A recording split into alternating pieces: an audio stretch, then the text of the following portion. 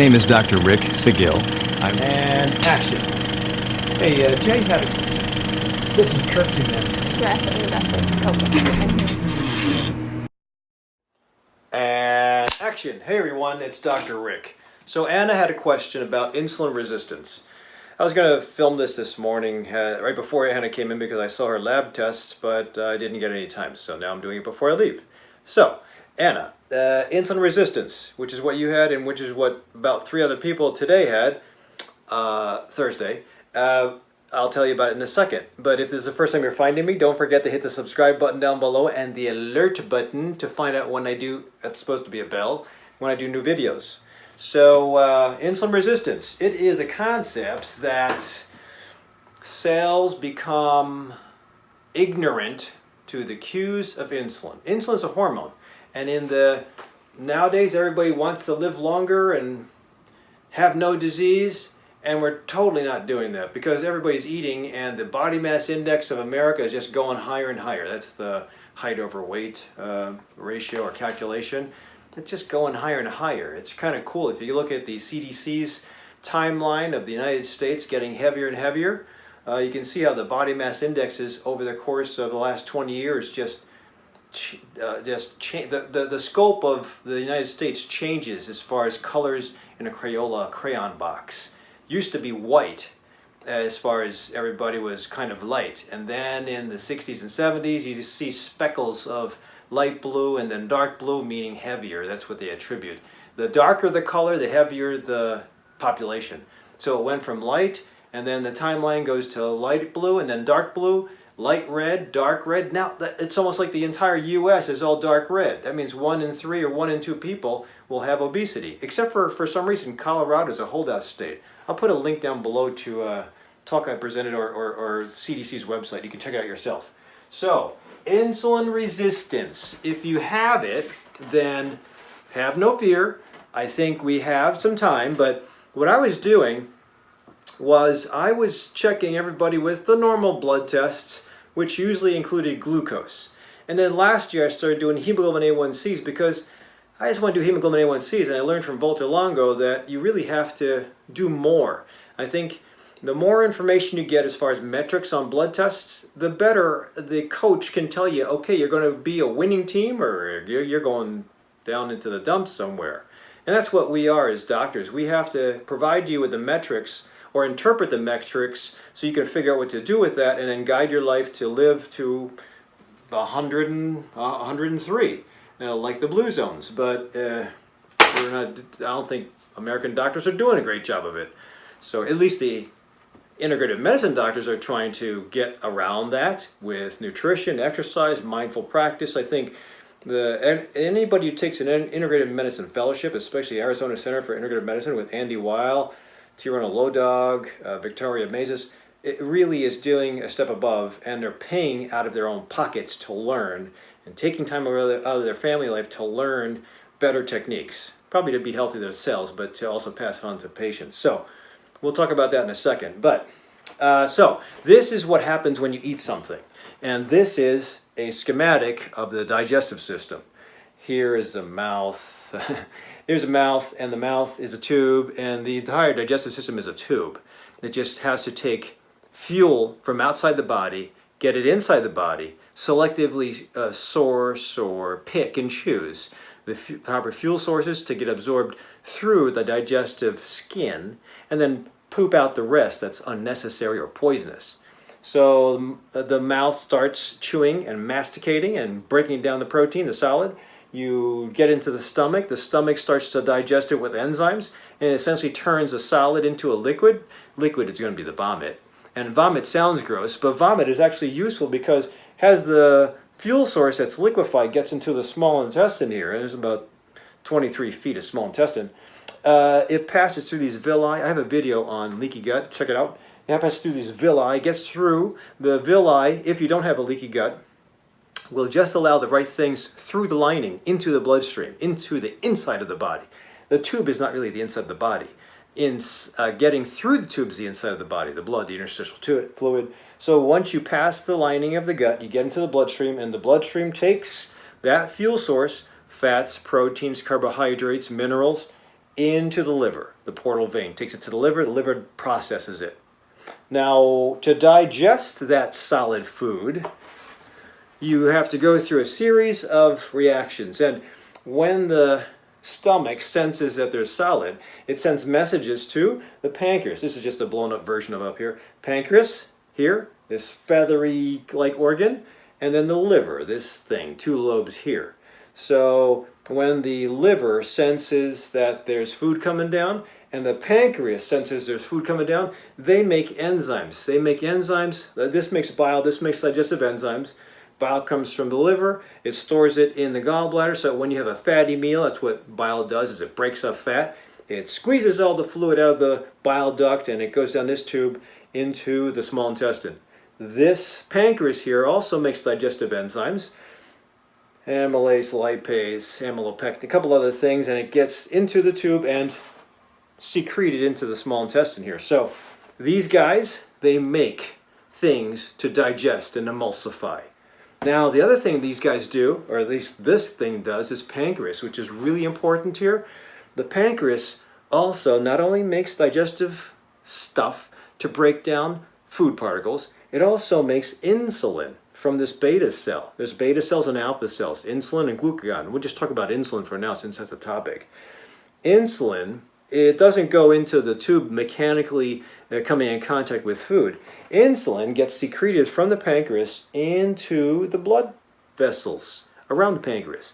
The blood vessels carry insulin to meet glucose and go into the muscle. That's how glucose gets into cells. I just use muscle. It goes into any cell like that, but I just use muscle to show you. Insulin comes from the beta cells of the pancreas. When it senses food's coming down, or anticipates food coming down, it mixes in with the blood supply that is got the big hit of glucose, and it gets into the cell to be utilized as fuel. That's all you need glucose for. If you don't have insulin and you have a large hit of glucose, you won't be able to get it into most cells. Now, the muscle is a particularly unusual cell, but we'll talk about that now. So, bottom line is that glucose in the blood vessel meets up with insulin, which is the key that opens the door to get into the cell wall to be utilized by the muscle. And that is the basics. And then you don't have to just say muscle. You can also say any cell in the world. Eyeball cell, skin cell, hair cell, nail cell, muscle cell, bone cell, everything, a nerve cell. It utilizes glucose as a fuel source, and it needs insulin to get it in. Now, the muscle in particular, that's why I crossed it out. I shouldn't have done that, but you know that's a cell. Now, the muscle in particular has a back door. That's a back door. I meant to put ER or exit. I want to put exit, but that's a back door. If you have a back door, you don't need, in cases of emergency, fight or flight, adrenaline, you have an access that the blood in the blood vessels with the glucose can go straight in here. I didn't put an arrow. Go straight in here without insulin, and just in cases of emergency. That's the only cell that does that. I think red blood cells also don't need insulin, but so most other cells, though, in the human body need insulin. So here, and it sounds like insulin's an important thing, right? Right. The only problem is, and it's vilified. Insulin is vilified by the keto guys especially, or keto practitioners. If you don't know a well-formulated ketogenic diet, or the work of Stephen Finney, Jeff Volek, Joe Marcola, and a bunch of other people who are keto practitioners, I think it's useful. I'm a vegetarian/vegan, so I really don't do keto. I'd have to do my usual. I had to limit my vegetables to low glycemic, and then I'd have to do a ton of olive oil, avocado oil, coconut oil. I don't want to do that. I have IBS, but I just shoot everything right through. I wouldn't absorb anything. I lose a lot of weight, but I lose a lot of muscle. Which brings me to my next thing. So what happens, you wonder, what does this liver do? It just makes bile. No. The liver also stores glycogen. So glycogen is the storage form of glucose. So you can store it in muscle, just in case of emergency. You can store glycogen in muscle. That's your fuel source. You can also store a lot of it in your liver. So the problem is, when you have an overabundance of insulin being secreted all the time from the pancreas, from you guys who have cafe, mocha latte, whatever they are with extra whatever it is in the morning. I have my coffee black. I drink coffee now. And so if you have that, then you have breakfast 2 hours later, then you have a brunch or a snack, then you have your lunch, then you have a brunch and going home because you're tired, because you didn't get enough sleep or you're too tired, and then you have more food for dinner, and then you eat in front of the TV. That's like eating every 3 hours. This thing will be pumping out insulin all day long, and that's not the right way to do it. So when it pumps out insulin all day long, that's okay because you meet up with your glucose and you get your glucose in, but humans weren't made to have insulin and glucose in the blood system at all times, every 2 or 3 hours. That doesn't work. I know that some of my registered dietitians are probably really infuriated with me right now, but that's the mechanics. I know we were taught by the American Diabetic Association to give more frequent and small meals, maybe to help the stomach deal with the size, but it just seems to secrete your pancreas will secrete too much insulin, so I don't agree. I think there's several different ways to think about nutrition, but in the case of insulin resistance, I'm presenting this case, has an argument for why high insulin all day long is not good. So it's good if you have a sudden shot of glucose. Cool, you get it into the cell, you get it out of the bloodstream. Because glucose in the bloodstream is irritating. Glucose in the cell, it'll be stored. So glucose in the liver, it'll be stored. Glucose in the muscle, it'll be stored. So when you have to run. But if you have if you're full, and there is a maximum capacity, I think it's 400 grams or around there. That can be converted to millimoles, but I don't know the conversion. If you have reached maximum capacity and topped out your fuel source, or topped out your tank, same thing with the muscle, you can't really store glucose anywhere else. You have to though, because you'll irritate the blood vessel if you constantly have this fuel source, especially bad fuel. So sugar is sucrose is just bad fuel. Sucrose is a disaccharide, and I don't want to get into the semantics, but sucrose is what you find in your powdered sugars. Just think of sugar as sucrose, and sucrose is glucose and fructose together. Glucose, fuel source. Fructose, waste of time. You will find a lot of sucrose in fruits and veggies. Fructose is just so it's just so damaging to the liver. It actually irritates the liver and can cause fatty liver. So I gave a spoiler away, because if you have constant insulin being secreted by the pancreas every couple of hours, and it stays in the bloodstream for a while and then it goes down, because the pancreas keeps on getting signals. It's saying, "Ooh, I got more food coming down from the stomach. Okay, here's your insulin. Oops, I got more food. Well, that's a lot. Oh, we got another party. Here's a lot. So, or I have a drink of alcohol. Here's a lot." When you have all that stuff coming down, then you have a constant level of work that's being secreted by the pancreas. You'll have constant insulin. All these cells, let's just not say muscle, let's just say muscle, eyeball, bone, all these cells will get so fed up with and tired of insulin, they'll become insulin resistant. Insulin resistant. And when these cells, well, not these cells, because I told you muscle has a backdoor approach. It can take in fuel without insulin. But if all the rest of the body cells become insulin resistant, they'll actually close the door. They'll change the lock. So what will happen is no more key. The door doesn't recognize the key, and you'll have a high amount of glucose in the bloodstream. With a high amount of glucose, like I had today with my guy that came in, unfortunately Jerry came in with a glucose of 458. I bet you his insulin level was like 20 to 30. You'll have a constant level of glucose in the body, in the blood, and you'll be peeing off insulin through the kidneys, because the kidneys will say, "Get rid of this stuff, it's irritating." Just like too much sucrose in your coffee, you'll see it settle to the bottom, you'll have ice cream. So that's not good. You'll be peeing, and because these cells don't recognize glucose anymore, or I'm sorry, insulin anymore, but they're looking for a fuel source. They're looking for glucose to come in, but the door will not let the glucose in. You're going to have cells that will essentially starve. And when the cells starve, like the brain, it'll make you hunt for more food really fast. It'll make you crave fast food. And when you crave fast food, you eat more crap. And when you eat more crap, your insulin's secreted even further. You see this cycle of events is terrible. So that is usually what happens with insulin resistance. Not only that, when insulin is constantly made, here's the other kicker, the liver thinks, wait, there's no fuel. So it has its trick. It makes glucose too.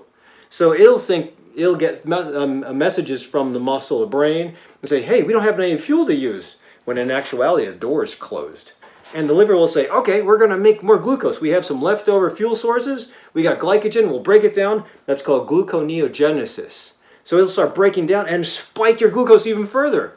So not only are you insulin resistant with a lot of glucose not getting into the muscle, your liver starts to make a ton of glucose. That's why I did this. The small intestine has a blood vessel. You get glucose going to the liver for storage as glycogen. You get glucose going around the corner and getting into the bloodstream. But now, because of the high insulin level, the liver is contributing to the problem, making more glucose into the bloodstream, and more glucose from the liver that's secreted will actually tell the pancreas, make more insulin. It's ridiculous. And then you have the development of diabetes. So that is the usual thing that happens to make you insulin resistant, or to go from insulin resistance to diabetes, prediabetes, diabetes, full-blown diabetes. So hopefully that gives you a reason, or you understand why I would not stop at just hemoglobin A1C or fasting glucose. There's problems with hemoglobin A1Cs if you're anemic or if you're off a little bit with your CBC, so they're not accurate because hemoglobin A1C measures the red blood cell. If your red blood cells suck or they're off, then your hemoglobin A1C is worthless. So a 2-hour glucose tolerance test is the best, but it's just a pain in the butt. Some insurances will cover it, but another test, hemoglobin A1C, a little bit better than a glucose, but an insulin level is really good. And it has to be first thing in the morning when you are fasting. I like to have my patients fast for at least 12 hours. And I think that's a decent enough amount of time. But I'll have patients who come in because the pancreas, like a dog that wants to get fed in the morning, is so used to the morning glucose being so high, even without food, this thing will start ranking up insulin levels without even having the glucose around. Just in anticipation, because the brain and all the body system is starving, relatively starving. Well, it's starving because my patients that get blood tests are really fasting 12 hours in the morning, but when there's a whole bunch of insulin resistance, every cell in the body, even with all that plethora of glucose in the highway, is not getting into the house or the cell, and every cell is suffering. So that, in a nutshell, is insulin resistance. And I think the first thing I would do is learn to scale back on those messages that increase insulin by maybe taking low glycemic carbohydrates, throwing more fiber, maybe doing a keto version so that your pancreas doesn't recognize glucose anymore, maybe a little bit of a paleo version too. So more protein is good, a lot of fat is good unless you're an IBS sufferer. I have no problems with keto, I have no problems with paleo. I would just be careful with the elevated cholesterol that usually results. But we can take care of that later. I think like in the work of Stephen Finney, when you have a full keto practitioner doing this, the insulin levels go down, but sometimes as you lose weight, which is really cool because a lot of keto practitioners lose weight if they can dial it in, the fat that gets eaten up in the belly releases a lot of cholesterol, so your cholesterol levels climb. That's probably okay to watch. Saturated fat or high LDLs, you gotta be careful. I would probably get a fractionated cholesterol test, really fancy one. Tells you about the small particles and the total density. We'll talk about that in a later time. But bottom line is, if you're going to be having or worrying about your obesity, your overweight issue, if your doctor is telling you you're safe, ask him, did you do a hemoglobin A1C? Did you do an insulin level? And was it a fasting insulin level in the morning at the time that you usually get up? Maybe check your hormones. And if you want to really be safe, 2-hour glucose tolerance test. 2-hour OGTT.